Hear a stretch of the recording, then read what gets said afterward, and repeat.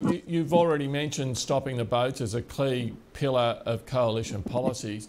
We've seen this disruption, this riot perhaps at Manus Island over the weekend. The Border Control Minister, Scott Morrison, has now confirmed that there was a breakout, that the detainees are now back in detention. Is the government's stop the boat policy still viable if Manus Island falls over as a safe place to detain people?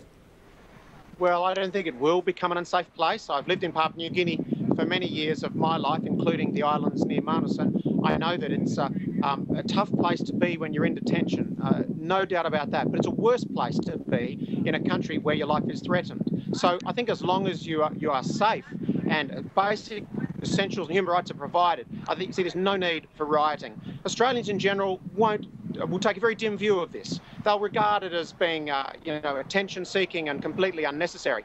In the end, it's about making your case for asylum. We have rules that need to be applied, and Australians won't want people breaking the rules to try and either circumvent the system or shatter the confidence in the Stop the Boat policy, which at the moment I think there's overwhelming support for as I travel around my electorate. If Manus Island is a far preferable place and Papua New Guinea is a far preferable location for asylum seekers compared to the countries they're fleeing from, how will it stop the boats?